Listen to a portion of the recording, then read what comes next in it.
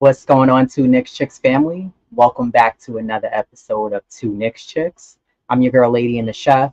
Lots to dig into today and talk about today regarding the New York Knicks. So some things have been happening, and I wanted to go over them and discuss them. I'm gonna kick it right off and get right into things. I want to discuss the injury update. I'm always keeping abreast of what's going on as far as injuries in regarding the Knicks. And same thing with the WNBA as far as the New York Liberty as well. So as far as injury updates, this is per Ian Begley, who I usually follow a lot of what he puts out on SNY or on X, aka Twitter. I still like to call it Twitter. Um, so per Ian Begley, according to him, he says Jalen Brunson, and I quote, seems like he'll be ready. As far as Julius Randle, he said, in quote, would be surprising. The season opener or after is more likely. As far as Mitchell Robinson goes, he said, has to clear several hurdles before he gets clearance to fully participate. I'm not surprised as far as Mitchell Robinson. I know Jalen Brunson hurt his hand at the end of the season. And then Julius Randle, we know that he had to get evaluated back in September for his shoulder injury. So I'm not surprised about that. And Jalen Brunson, I'm hoping he should be ready. I don't see why he wouldn't. Julius Randle, I saw where Ian Begley said that his rehab is going very well for his shoulder. So I'm very confident that Julius Randle will be back and ready at the start of the season, if not maybe one or two games after. And then Mitchell Robinson, the fact that he's saying he has to clear several hurdles before he gets clearance, I get it. I'm just like, we need Mitchell Robinson at the start of the season. Like we need him ready to go healthy, but we're going to need Mitchell Robinson to start. So we'll see. I'll keep monitoring the injuries and keep you guys updated on that, as I'm very curious, especially with this Mitchell Robinson update. And we'll see what happens with him, as far as him being ready for the season. So, yeah, nice of you to join us. Are you on a vacation somewhere? Pretty much I'm in vacay mode, but hey, I'm here. That's what's important. What's Yeah, I was just yeah, discussing some injury updates per Ian Begley, and he discussed Jalen Brunson, Julius Randle, and Mitchell Robinson, gave updates on those three guys. Mitchell Robinson, he pretty much said he has to clear several hurdles before he gets clearance to fully participate. Julius Randle, he said it would be surprising. The season opener or after is more likely. And then as far as Jalen Brunson, he said he seems like he'll be ready. My only concern is with Mitchell Robinson, because we know that he had to have two surgeries. He tried to come back and fight in that round one against Philly. And I want Mitchell Robinson to come back. Of course, I don't want anyone rushed to come back, but we yeah. need him back as soon as possible at the beginning of the season. So, The team needs him back because he is technically only legit center we have. exactly. So Exactly. you want to put it in those terms. Right. But yeah, Exactly. health is key. You don't want to re-injure anything, re-aggravate anything, because then now it's a setback for everybody. So Right. you know, Exactly. sit out the preseason. You don't need to play. Yeah, That's I not agree your with job. that. I agree with that. He doesn't need to play preseason for me. I feel like we know what we can get from Mitchell Robinson. And we saw what Mitch was able to do last season when he came out his game was looking very strong. He was in top notch shape. So I'm not worried about him. I'm just like, I don't want to rush him, but I don't want him to come back too late. So that's my only Yeah, thing as far as Mitch goes. Because in hindsight, the regular season don't kick off until November when you look at the scheme of things. Right. So, you got September and October, definitely give you a chance for more rehab. I mean, don't Yeah, rush it. absolutely. It gives him more time. I agree with that. Um, so next up, I wanted to discuss the latest news as of today. The Knicks announced that they signed Jacob Toppin to a two-way contract. So with the Knicks signing Jacob Toppin to the two-way contract, now the Knicks have used all three of their available two-way player options after previously signing 2024 second-round draft picks Kevin McCullough Jr. and Ariel Hukporti to two-way contracts. I know for Jacob Toppin, I don't know how much playing time he's going to see with the Knicks. He spent majority of his time in the G League. When he was in the G League, though, he did average 19.8 points per game, 8.5 rebounds per game, 2.7 assists, and he averaged a block. He was shooting at 48.8% from the field and 33.8% from the three-point range in 25 regular season games. I feel like the way the Knicks lineup, the roster is constructed, one, and we kind of touched on this on the last episode, it's going to be hard for Tibbs to divvy up minutes between the starters, your bench, and then your third tier string guys. That's for one. And I want to kind of get on that a little bit later, and I have a few questions for you on that. But then when you look at guys like Washington Jr., you look at Toppin Jr., where does Tibbs find room to play them? Exactly. There's really no place Guys for like them. that is just in my opinion, they're like more like for insurance guys Yeah, because you know, case in point, he has Shake and he had Alec. These guys, they had to do a prayer just to get some playing time. So I right, think those are more like for insurance purposes and for whatever reason, like you have your 15-man roster, then now you sign these those two-way plays. These guys apparently they're going to definitely be in the G League to develop more like Huck Porty and McCullough and even Toppin. yeah, Um, so guys like Cam, he's definitely gonna may see something, not much. Um, Sims, I think he's doing fall into the third tier up as far as the rotation. So it just and with Tibbs, you just like you said, like what will they see any playing time? Who knows?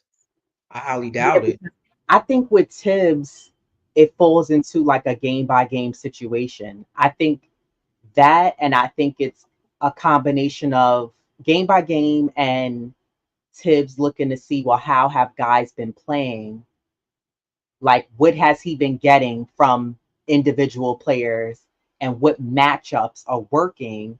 And I do hope that he exercises that more. Like, you know, whatever you're gonna shout out to Queen and Tony, they did a show and she was saying how Tibbs needs to commit to, like, as far as rotations, not exactly rotations, but like when you're committing to who you're going to be playing in games. I agree with that, but I also think that like Tibbs needs to try to figure out or do better at switching up the rotations throughout the regular season to see, like, you know, I'm not expecting to see all the Villanova guys on the floor at the same time.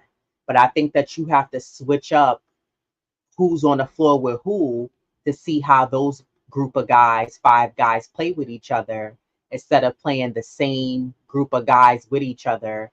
You got to switch it up to be able to see, well, let me see how these three, four guys are playing together. You know what I mean? Then I may try this group together. And I'm sure they do that in practice, but you don't really see Tibbs exercise that much throughout the season for games.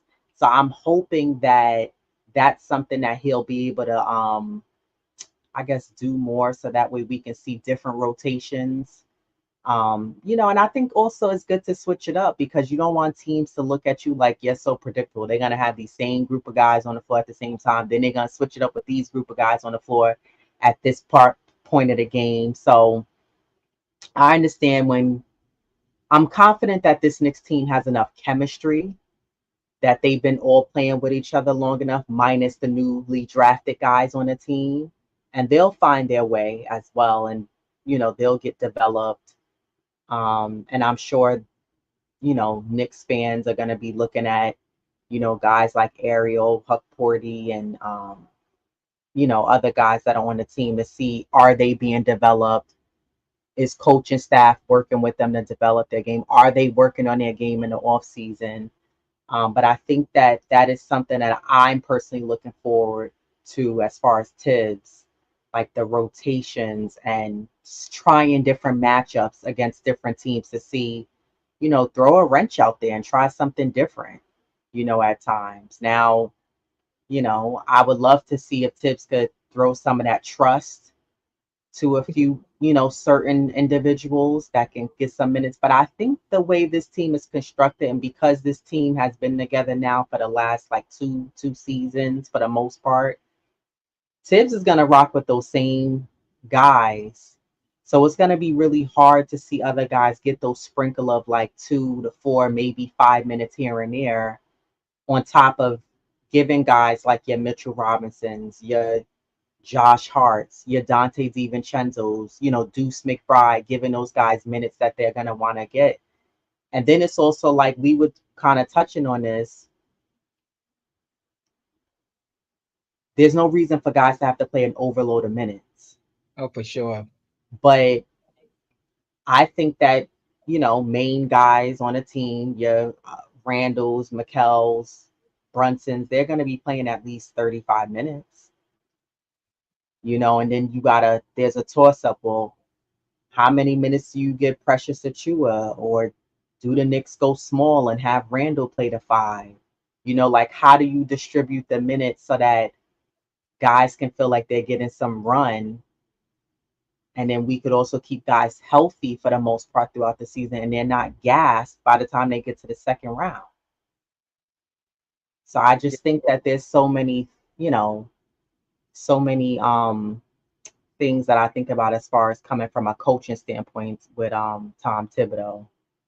But Well, we'll see. he has a solid five. Your bench is pretty deep, Mhm. in my opinion, where these guys can contend, because they've had, starting experience.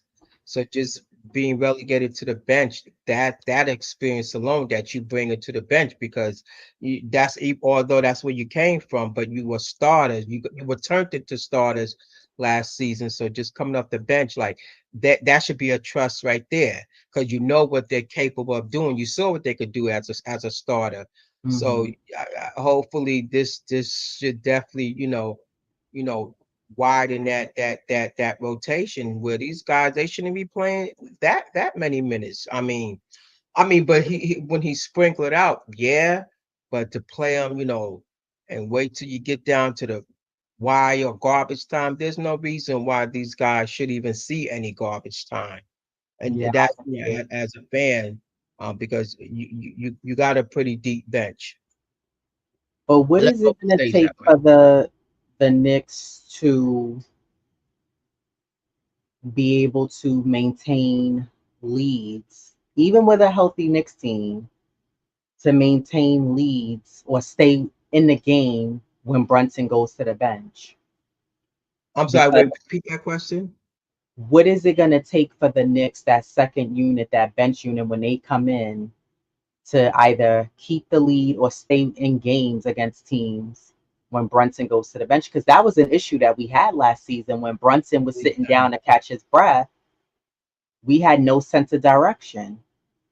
And, you know, I guess it makes sense. That's why the Knicks, maybe they didn't feel comfortable with just having Deuce. And sometimes you had Josh Hart, you had Devo bringing up the ball. Like, clearly the front office wasn't comfortable with that. So that's probably why they did, like you mentioned a few episodes ago, they brought in campaign, somebody else who can occasionally bring up the ball if they need to, because a lot of that pressure was on Deuce to bring up the ball. And Deuce did a pretty good job. Like he did better than the previous season, but to me, that's not Deuce McBride's role. He's not a point guard. He's more of a catch and shoot type of player.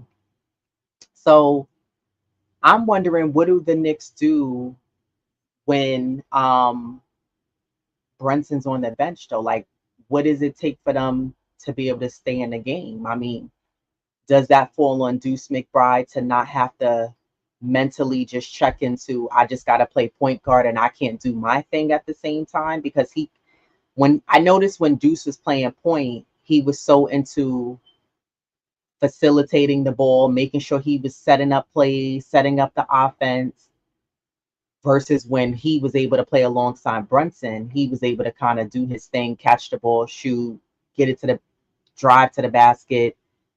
But who orchestrates the offense for us when Brunson goes to the bench? Well, this is something hopefully, Deuce is working on in the off season. You got one more month to get it right, because he has as a play, he when you come in for Brunson, it's like, okay, I'm running the offense. Like I gotta he wears many hats, but he needs to know I'm wearing this hat, so I got to be the point. I got to be the facilitator.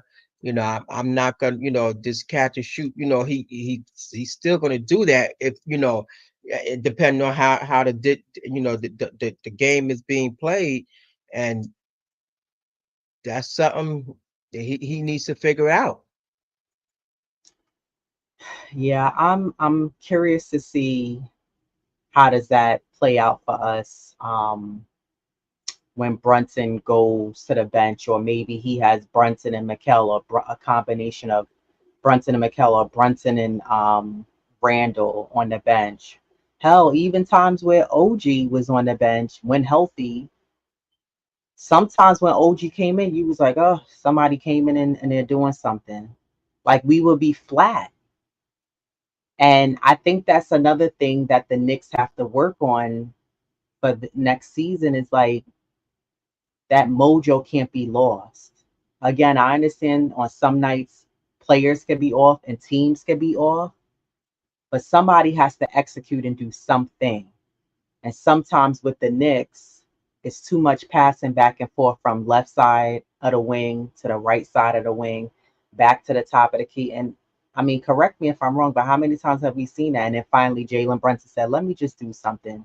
OG Ananobi said, let me just do something. And even when we have Randall, finally, Randall has to go to work. But it's like, and it's not me being impatient. It's like you want to see other guys who are not those obvious scorers be able to,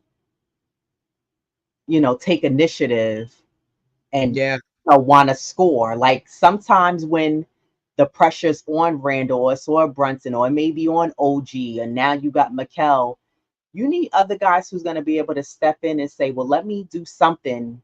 Because a lot of times teams defensively are not even worried about y'all. Not that, because, you're not the main attraction. They're so worried about The beta check. Brunson, right, the major players. So it's like that's another thing that I'm looking for next season. Like I want to see other guys be able to put the ball down and either make their move to the basket, get a nice shot. Like it's things like that I'm looking forward to from other guys. And you know, we talked about Dante DiVincenzo. I'm looking to see his shot get a little bit more crisp. He was a bit streaky sometimes this past season, and I'm looking to see if he improved. We mentioned Deuce McBride as well, but I'm looking to see for those other like role players to be able to step up Hmm. and do something when sometimes there's nothing else happening. We just wasting time and wasting the clock, and the ball's going left and right. So I'm looking to see for something to happen. But as far as when Brunson is to the bench, I think that that's an opportunity to me for Tibbs to play the other point guard that was playing in summer league. Oh, Cola? Yeah, not all the time. I'm saying give him some. Remember those splash minutes that Deuce used to get? 4 minutes here, two, 3 minutes here, 5 minutes here. I'm saying like maybe, and I don't think just in garbage time. I think that to me, Deuce has definitely got next. He's earned it. Yeah, No, for sure. no qualms about it. I'm not even going in that direction. But what I'm saying is, I think that you need to have like your set of backups. Remember how we always said this, not just for injuries. I know you about to tear this down, but I'm saying it not. I'm not expecting him to get 5 minutes every game. No, that's not what I'm saying is let him get out there in real game playing time and not just in the practices. You never know. He may could come in the game and be a splash. I'm not even just talking about scoring. Like he may go ahead because you're not feeling this idea. No, I'm not because you have Cam, and then if push come to shove, you even have, Mikal. He's a guard forward. Yeah, he's not. Like I But just don't. I just don't. Mikel bringing the ball up. Well, not so much as bringing the No, ball I'm up, talking about bringing the but ball up. but I know he but what Cam he and Mikel could do scoring wise. I know what they could do. Now, Cam, I've seen where on Philly they had him bringing up that ball sometimes, but I'm saying hypothetically, just not even just for bringing the ball up. I'm even talking about defensively. Remember he, in round two, we couldn't hold what's his name on Indiana. Nobody could guard him. yeah And I was looking for Deuce to do that. His name is going to come to me. I was looking for Deuce to do that. And again, I'm not faulting Deuce. I'm just saying that. And again, I know Deuce is going to get better and step up for next season, but it was not just the defensive end, it was the offensive end that I was also looking for. Like, damn, maybe we could have had another guy that we could have brought in who could have gave you that quickness, just to kind of facilitate the ball. Nothing fancy, just bring the ball up. That I don't know, I was looking for a little bit of that. And that's why I'm saying the same way Tibbs was able to give Deuce the opportunity throughout the season because he liked what he saw in practices, what he was doing in G League. Deuce was getting 2, 3, 5 minutes here, there. He was getting the sprinkle it's of minutes. it's McConnell, right? Wasn't his name? Yes. We had Yeah. no answer for him. Oh yeah. Well, Just will Tyler see some minutes? Who knows? But when you look at that depth, he's on there, but he's so very so deep. It just makes you wonder, will he and how much? Because then we know I feel Deuce's job is safe and secure, where oh for I don't sure. think he's gonna be vying or competing against anyone as far as minutes. Because like you said, Deuce earned that spot. He showed what he can do. Um, he's more than capable, of being on that floor. Yeah, is he streaky? Yes, because that's unfortunately in this, he's more of a catch and shoot. But Right. Cole, he may use him, to get up, maybe during garbage time, but I don't see him relying, to run the offense. Not now, anyway. Maybe a few games, midway in the season or something, Yeah, halfway that's what I point. mean. Like midway through. I Yeah, don't mean well, in the maybe. beginning. I mean midway through, just to see what he could do. And I don't want to see it just in like garbage time though either. Like I would Yeah, like to see him get those sprinkle of minutes and sometimes play on the floor at the same time as Jalen Brunson. And I think that sometimes maybe throwing out that wrench, like I was saying. Salute to the chat. Salute to Paris Sugar. He said the cream is going to rise to the top. The players coming in are coming for jobs. Time, the Nova thing will be challenged. That's the real world. Yeah, and I agree with this. I think that who this roster has been made up of, got to stay on your game because these new guys coming in, these are not scrubs. Leon is not scouting dead weight. Any old body just, trying to just come in and think that they're just coming on the team and they're gonna be playing for the Knicks collecting a check. But I agree with you 100%. I think guys like Deuce, his spot is secured. You know what I mean? And as long as he continues to improve, which he will, and get better, other guys have to earn that playing time and earn Tibbs' trust.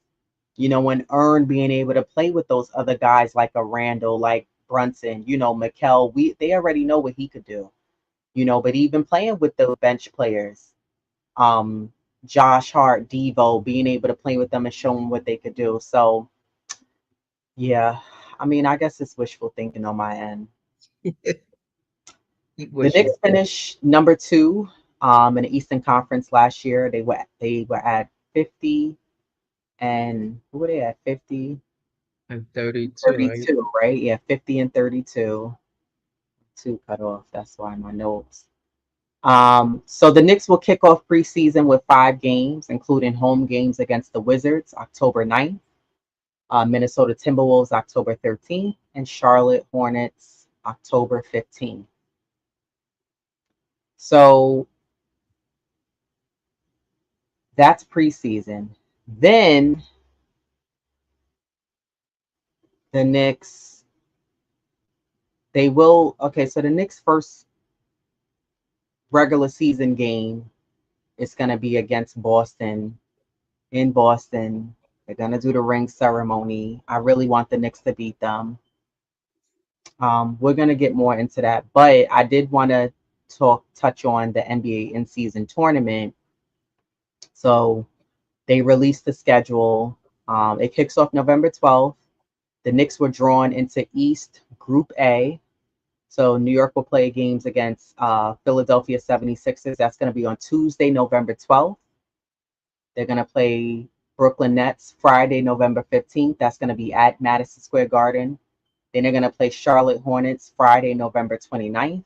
And then they finish off against Orlando Magic Tuesday, December 3rd. And that will be home at MSG as well. And then the championship in-season tournament game is going to be December 17th at T-Mobile Arena in Vegas. And then for those teams who do not advance past the group stage, 2 additional games will be scheduled in December 12th, 13th, 15th, or 16th. And those matchups will pair teams eliminated from the group stage, ensuring that every team completes a full 82 game schedule.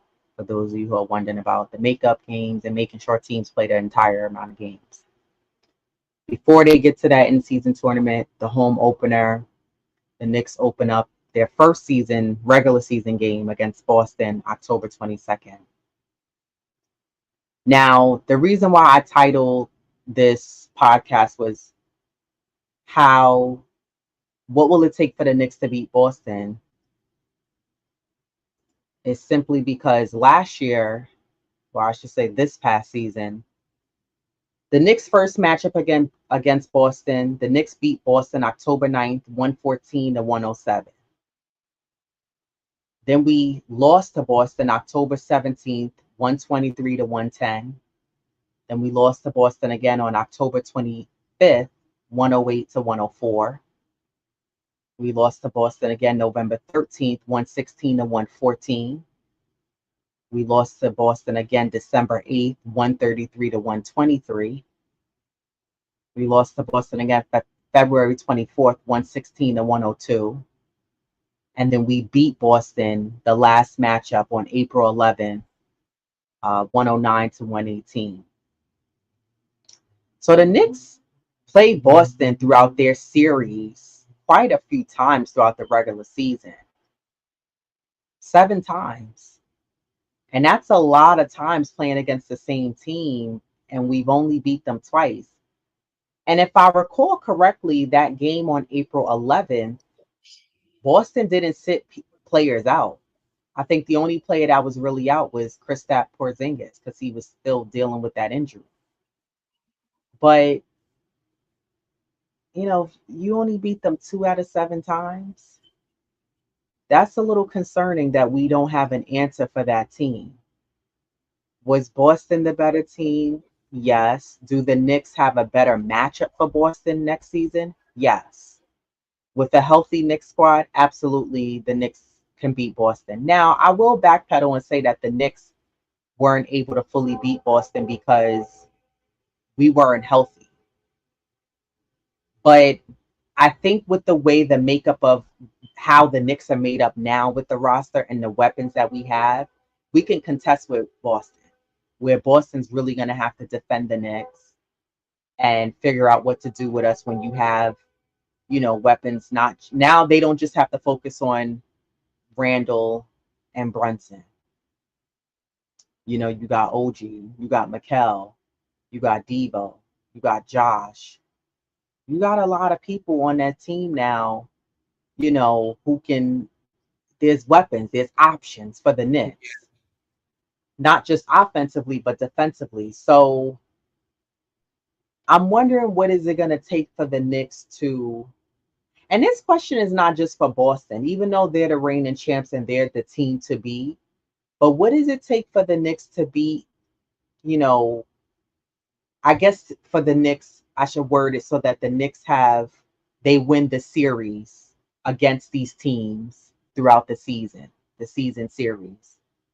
What is it going to take for the Knicks to be able to beat the better teams in the league? And again, I know you always say every team is beatable, but teams like Minnesota, um, Boston, Denver. Hell, we even had trouble against Orlando. Oh yeah, yeah. And there was I think Dallas, and we couldn't figure out how to stop Ant-Man and Cat. So, you know, I know a lot of people went in the comments when we were talking about this a while ago, and they were saying, "Oh, but the Knicks weren't healthy. We were missing pieces," and I agree with that. But now with us going into a season with healthy players, how do you beat those teams? Like, what is it going to take for the Knicks to beat those teams that are not necessarily better than the Knicks? Because the Knicks are definitely capable of beating anyone. We've seen their resilience and how they were able to just, teams slept on the Knicks, weren't expecting them to beat them. The Knicks were able to beat teams. But I think that I'm saying that also for the fact that I would like to see the Knicks at least have like 60 games that they win next season. Yeah. It's, 50 was cool, but I would like to see them win more. But what is it going to take for the Knicks to beat those Bostons, your Denvers, like what is it going to take for them to beat those better teams that are better make up teams for the Knicks to beat them? Well, it starts with your starters. Um, you have two true wings in Mikal and OG. So that helps, with the floor spacing, just the scoring wise, defensively, you Mhm. know, that's what Tibbs, pride himself on, just his defense alone. So when you have like those two extra bodies where they're long, they're active, um, they yeah, and just their positions. OG he could play, and guard, from 1 to 5. So Yeah. just as a healthy OG, you know what you're getting, and with the addition with Mikel, I mean, you know, again, you got two true wings, and then the bench. Now now we got depth with the bench. So I think together with those combinations, it helps contend with those upper echelon teams like your Boston's and so forth. And like you said, we had trouble with Orlando, which for the love of me, but hey, it happened. So this is a whole new season. Just slate is clean. Everybody starting at zero.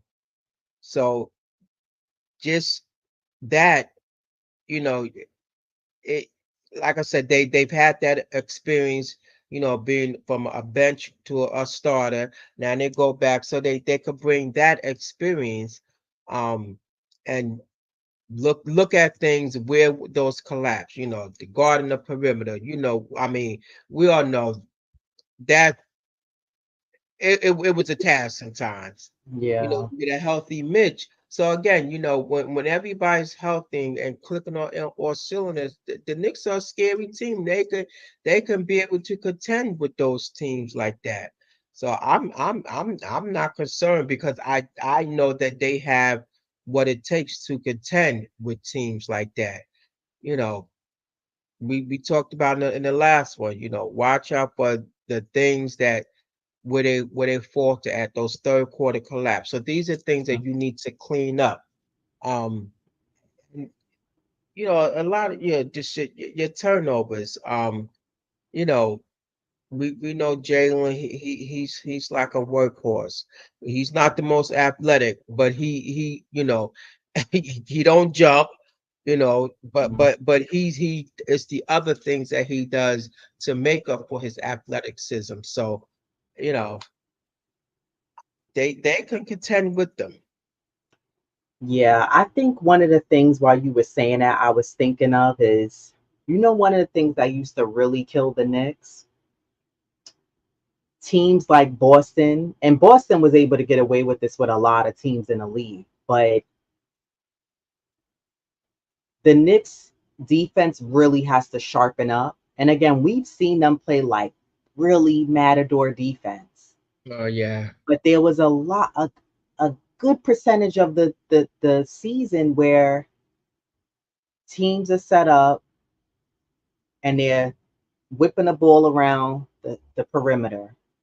And because the Knicks are a step too slow, or one or two guys were a step too slow in their positioning on the defense, the ball swinging around. And this is part of their scheme. Now they either going to kick it in the middle, or they was doing like what Hartenstein was doing, that pretend in the middle, but I'm going to kick it out to whoever's in the corner at the shortest 3-point line, and I'm going to kick it to you so you can knock it down. And that's what a lot of Boston was doing. They was swinging that ball around so much, whipping around left and right. There was somebody always open, sometimes two guys open, and the Knicks have to get better with that. And then what was happening with that? Poor Mitchell Robinson. Mitch is trying to decide, well, do I stick with my guy who's right here under the basket, or do I step up? And whenever he was stepping up, now sometimes Mitch was stepping up too soon. Like, why are you jumping out and nobody didn't even make a move yet? Like, what are you doing? You know what I mean? So I think that Mhm.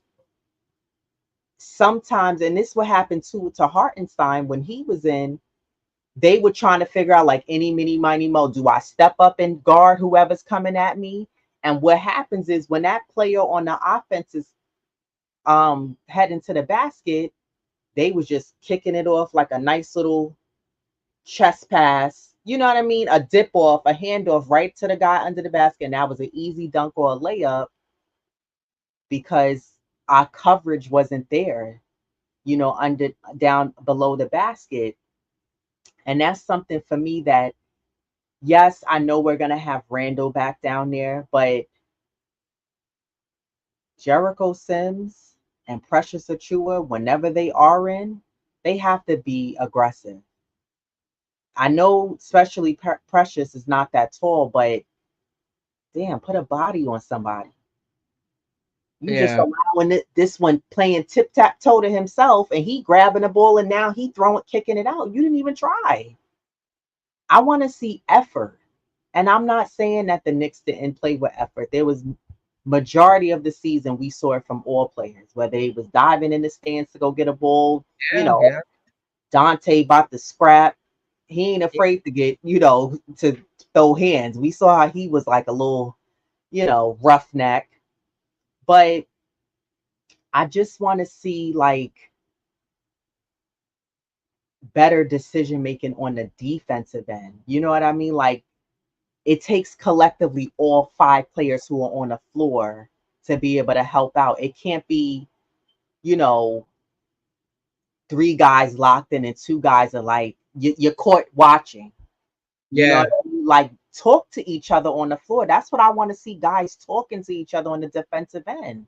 So I'm looking forward to seeing that. That's another thing too that I'm looking for the Knicks. Like you said, these adjustments, the slow third quarters, the slow first quarter starts. These things have to. You gotta adjust these things for next season. You're not gonna win more than 50 games if y'all still doing the same thing. Because yeah. another thing that I thought of too, and I know I brought this up to you before, the East can be a lot stronger than it was this past season. It may get better. You got young teams like Yeah, Orlando, Milwaukee's gonna get better. So the Knicks gotta be ready. yeah, I think the East will be vying and will be ready because you know realize they there was some changes and shifts. Philly. I mean, they did get Paul, George. Um, of course, with the Knicks and Boston, their team is intact. Um, I think that the East is right up there and can contend, just as with the West. I mean, there's these are no sleeper teams. These are teams that will be vying and has made the East, a powerful, a conference just to play in. So I mean, nah, they could contend. Yeah, I agree. I think that the East is gonna get stronger this next season because a lot of those teams, like you were just saying, they were like a season or two, a Mm-hmm. step too short of like taking it to the next level. So this is why I'm saying the Knicks have to be ready because that was no fluke of how well we did and where we us being Oh able to yeah, get for into sure. second place. But next season, that has to go up to another level. Okay, speaking of, with the next what and this upcoming season, which player are you looking to see?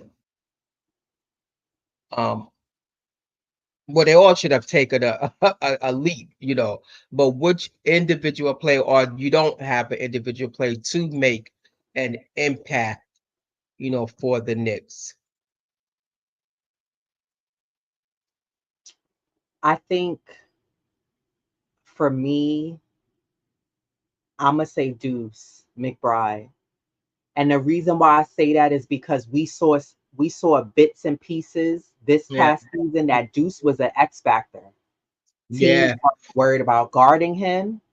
He was left wide open. He helped us win several games because he was just wide open and knocking down threes. And we saw the confidence behind his shot. That's why one of the reasons why I really gravitated towards Deuce, not just his hustle on the floor, but off the floor as well. And the hard work he was doing from bouncing back and forth between the G League and when Tibbs was before they gave him that contract and a couple of minutes here and there and Knicks games, but also because I used to always not compare, but I would always look at Grimes and I would look at Deuce and I'd be like, Deuce is making strides. yeah, I'm like, why is he able to knock down shots and Grimes is not? yeah. And remember in the chat, people was like, oh, because Grimes, he was forced into the starting lineup. He had to start. And I was like, I get that, but you got to stay ready. It's a Yeah. professional league. You're getting paid to dribble and shoot a basketball and catch a basketball, set a screen, but Deuce, he was just like, look, You always stayed ready. yeah, and not only that, every couple of games, Deuce was just showing improvement. I was like, wow, Deuce is Yeah, really working he's on his made. game. And he Yeah, just looked more confident out there. he kept So leaping and taking those steps yes, to yes, to the play here. So, like I said, he hasn't tapped his ceiling, so he's only going to get better. right. Because of the impact he's made and he continues to make. Yeah, I agree, Parrish. Jalen Brunson can score triple teams, so everyone got to hit their open shots. That's a fact too, because the whole purpose of as a healthy Nick team with everyone remaining healthy, if your name is not Jalen Brunson, everybody else needs to actively be able to knock down shots. We know you could shoot the ball, But knocking down shots is a different story. And again, I always have to preface by saying, like, I get that some nights players are off, just like some nights teams are off. But I think it's very pivotal for other guys on the team to be able to score, even in a man to man or double team situation. And when I say guys, I mean OG Ananobi, Mikal Bridges, Dante DiVincenzo, and also Josh Hart. I want to see less hesitation and indecisiveness from him because we saw plenty of times where Josh was wide open and he was kicking it back like, no, you take it. And I'm like, Josh, just Yeah, shoot, yeah. believe in yourself. Like you got it, bro. Shoot it. And he would just like quickly pass it back to, and I'm like, Josh, like I want to see Josh have more confidence shooting the three and even driving to the basket. I want to Well, see he because he right. was he worked on having a bit more better control, Josh Hart, when he drives to the basket. But I want to see Josh Hart make the layups, one, but he got to protect the ball when he's driving because we saw a lot of games where Josh Hart he drives to the basket and players are able to swat the ball away from him because he doesn't protect the ball while he's driving. So and then he's like, yo, and then his bandana's covering his eye, and he's like, yo, telling the ref, and I'm like, Josh, yeah, you got fouled, but you gotta protect that basketball better when you're Yeah. driving to the basket and not be faster than your own self. Control, he needs better control on the drives. And not for the love of God, I want to see him be a lot more confident to be able to shoot that three when needed. No, I think he will, and I know I mentioned this to you last season. Josh, remember he had hurt his wrist. Oh yeah. And so Hmm. when he got when his wrist had healed and he didn't know that like it had snapped back into place and he was like, oh shoot, he said, oh, I can shoot. So I think that confidence is going to definitely be there. Because then he when he realized he was like, oh, I can hit the three. And Brunson told him, yo, he said, if you're open, shoot it. And so that's what, helped him, propel when he was, Right. he was shooting them three. So again, with the healthy Knicks, that's why I'm just like so excited, man, just to see them. Right. Because, because they were all able to, you know, heal. And I see Josh a lot on IG, his workout regimens and stuff, and just what he's doing. So, it helps when you're able to, when the season's over, you go back and you can reflect and you get yourself healthy, prepare yourself mentally, physically. So, I believe, he's definitely he's another one that I believe that's gonna take a leap, you know, because he's gonna be coming in after Randall, for the Yeah, most I part. agree. So that's gonna definitely, help him, elevate his game. Who for you is that player that you're looking to take his game to the next level for next season? Oh, Deuce as well. Because of those things that you said, Deuce he he was given that chance and he showed us what he can do. So Right. he has no other way but to go up. He's not going to regress back. He's going to definitely elevate his game. Because he's been thrown in that spotlight of being Exactly. the second man off the bench. So now he's prepared himself, you know, because he knows where he's at in the depth chart. So he's definitely preparing himself, physically, mentally. Like, Hmm. oh, when my name, that number's called, I'm ready. Because like you said, you got to stay ready so you don't have to get ready. and, Exactly. and Deuce has, he's definitely gonna, you know, we're gonna hear a lot of chants in the garden, what Yeah. Deuce, Dude. exactly. So I think he's more than capable of doing that and being that player for the Knicks. So it's definitely Deuce all the way.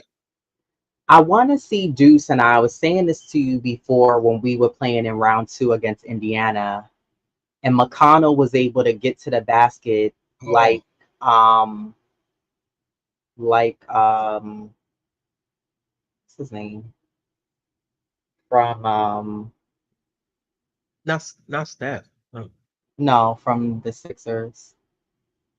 oh, Um Maxie. yeah, like Maxi. McConnell has that quickness like Maxi, where they can get to the basket.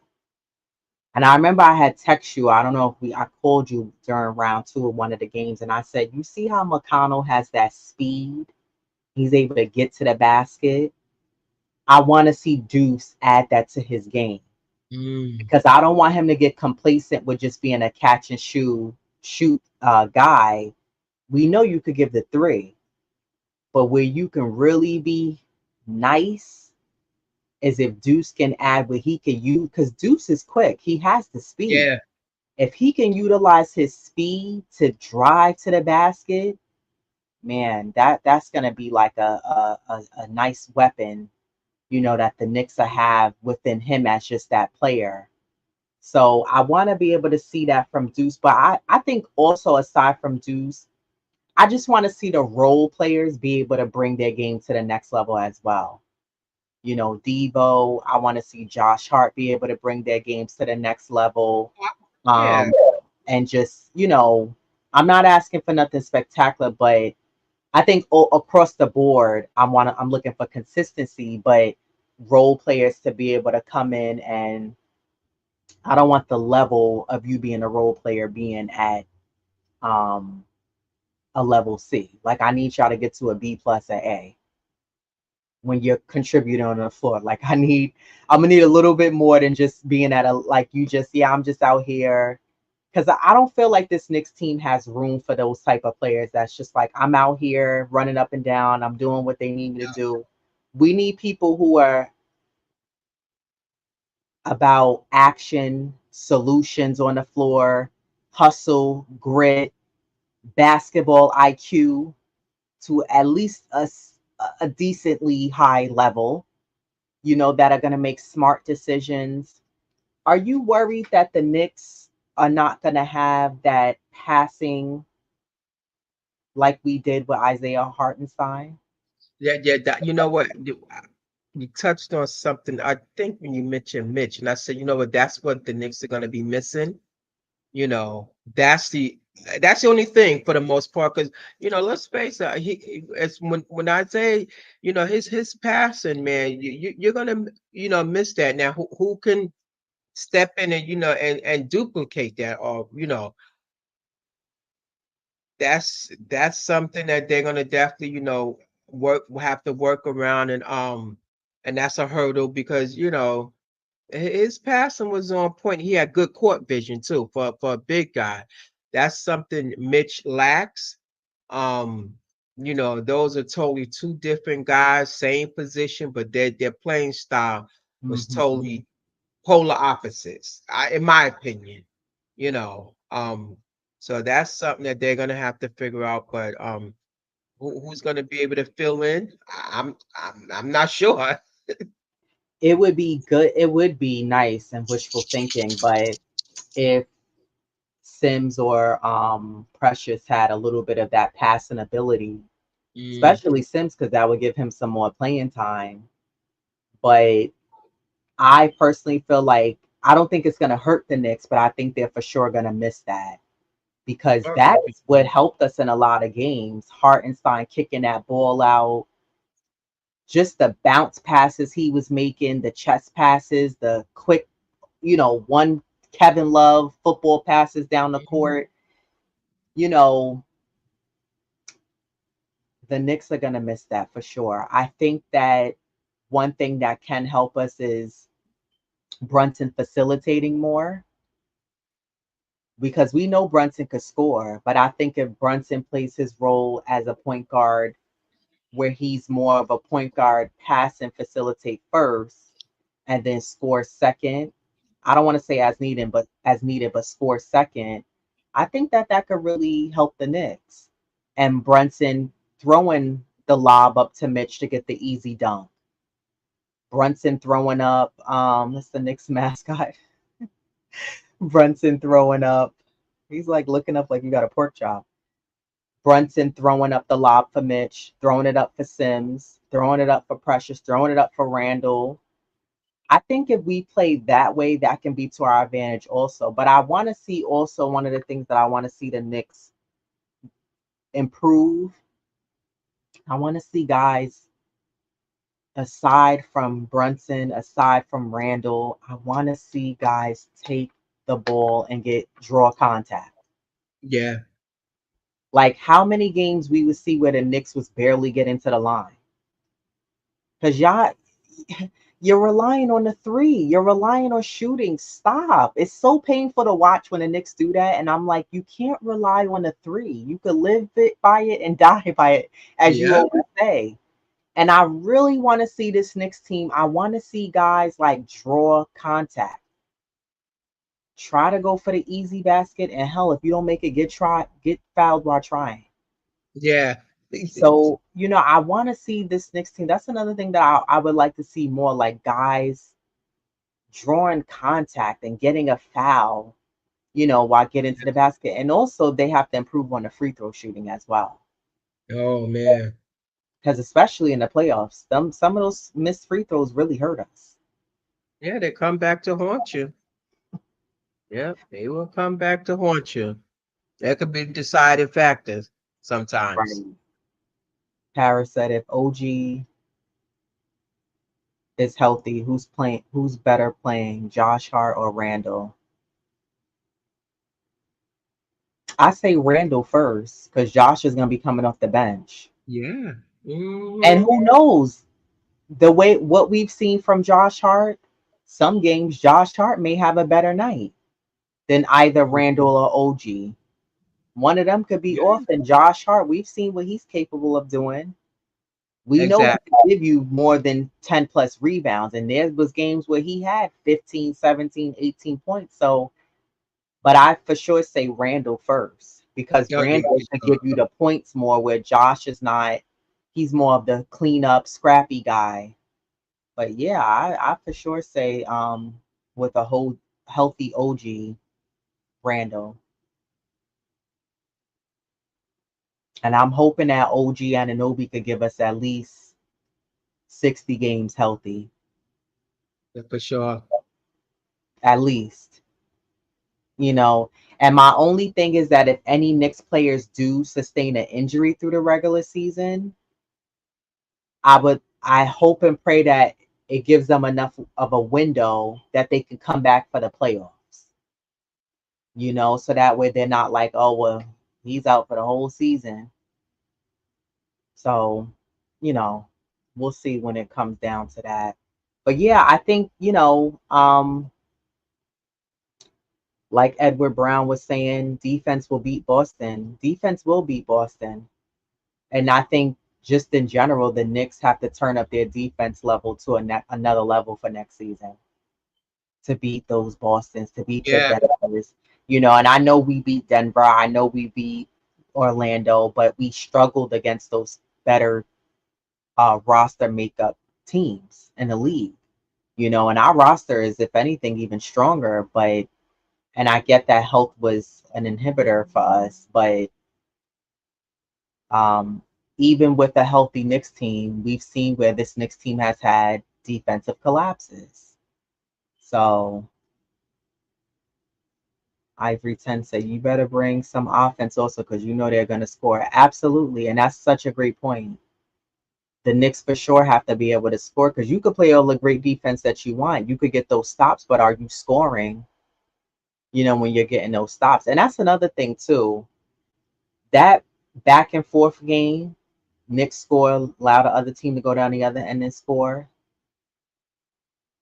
Let's not put the stress on us this season.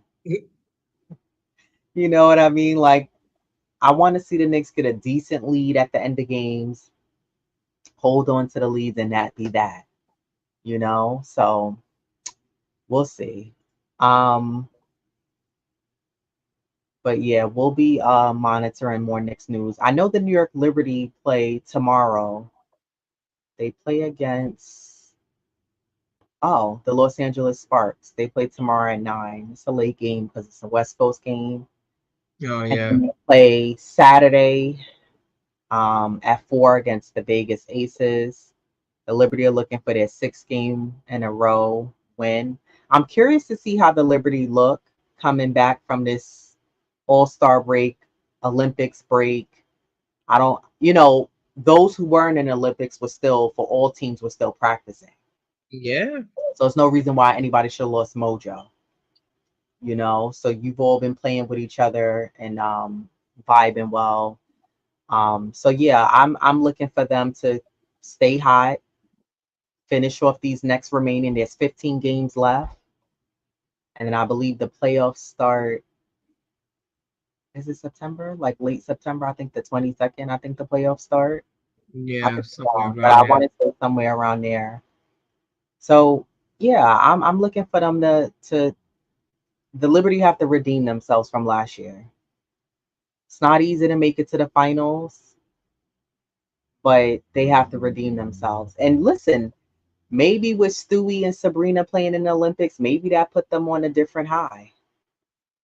You know, maybe that's gonna help them take their game to even further level of play. Stewie played a lot of minutes. Oh yeah, yeah, yeah. She a lot. Sabrina played minutes, but it wasn't as heavy as Brianna Stewart. Mm-hmm. Um, so, and I know people were like questioning both Steve Kerr and what you call it, coach for the Who women, Reeves? Cheryl Cheryl Reeves, Reeves. Yeah. questioning who they were playing in the Olympics. Everybody has an opinion. People felt like both coaches didn't switch the rotations up enough and kept the same players playing every game. Honestly, if I'm a player on the Olympics basketball team and I'm not getting that much burn, I'm not complaining because I still got a whole season left to play, WNBA wise, of course. But also, I'm just happy to get a gold medal. Yeah. I'm like Halliburton when you didn't really participate in the project, but you still got an A.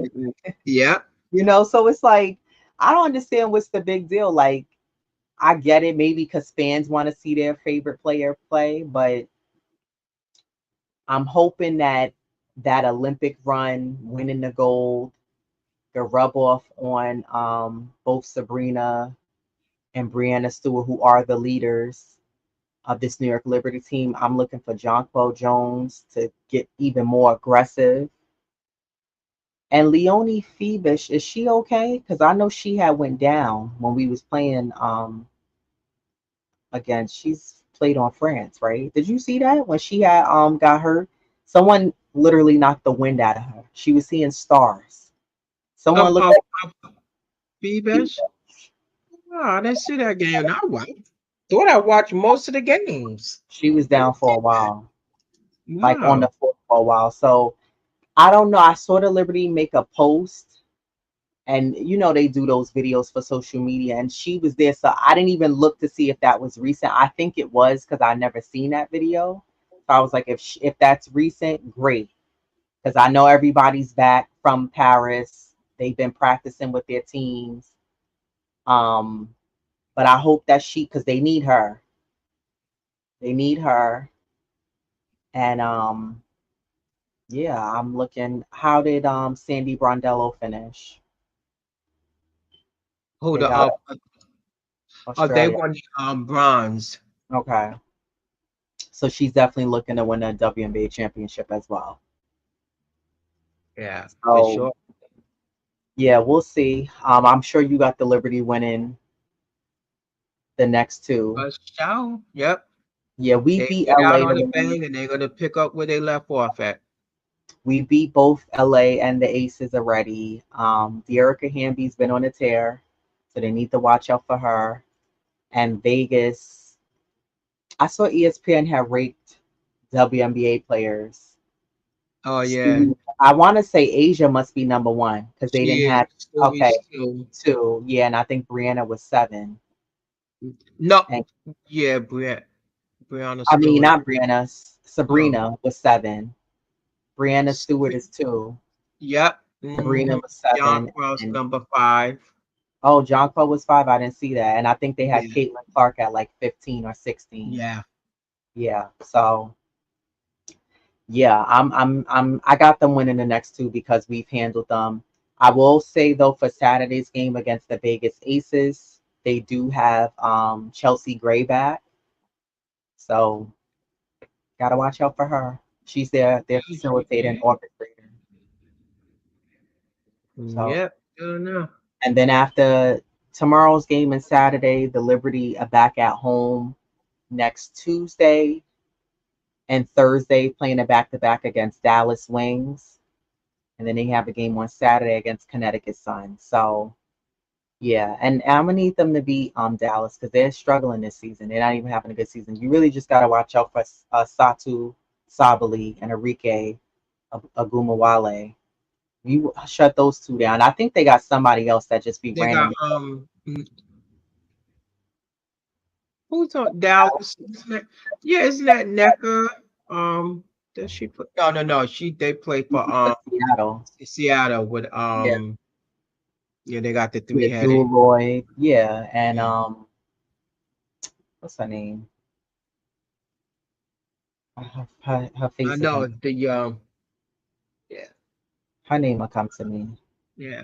But yeah, no, they should be able to beat them. Dallas is not having a good season this year. They haven't really won any. I think they've only won like 5 games, 6 games.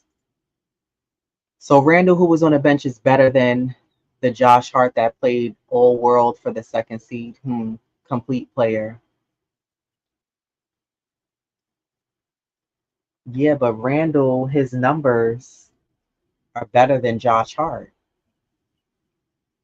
Yeah, yeah, Josh I don't Hart, know if he's thinking because with Randall's injury that Josh is yeah, but you know what?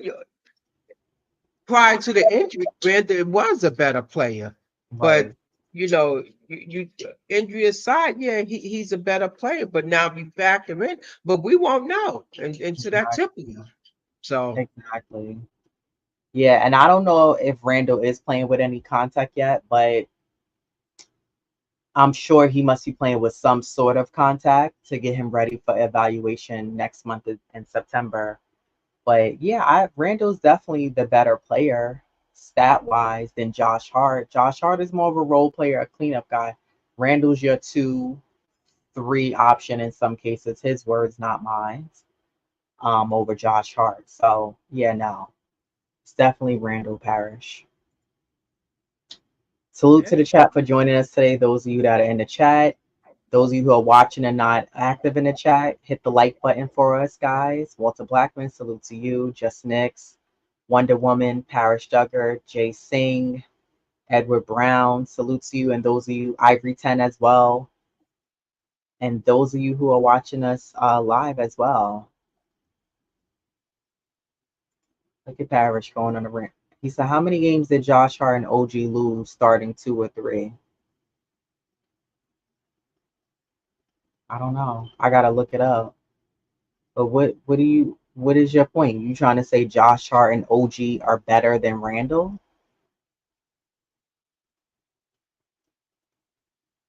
Because OG, I'll still play him over Josh Hart. And it's no knock on Josh Hart. I like Josh Hart. I'm just saying, like, you got to go by productivity that you get from a player and impact that you get on a player and what they do when they're on the floor. Josh Hart is not going to make a move like Randall or OG would. OG is going to look to score. Randall's going to look to score. Josh Hart is not, that's not his first option. His first instinct is to mhm. pass, maybe grab the rebound to give us a second or third chance opportunity. But that's why OG and Randall are going to play ahead of Josh. And that's why they're starting. But those of you who haven't subscribed, subscribe to our channel. Hit the like button and show us some love. Watch some old episodes as well. We'll be back on Sunday to, yeah, talk some more Knicks. We'll recap the Liberty games as well. And yeah, thank you everybody for joining us and have a great night. Have a great day tomorrow as well. And we'll see you all.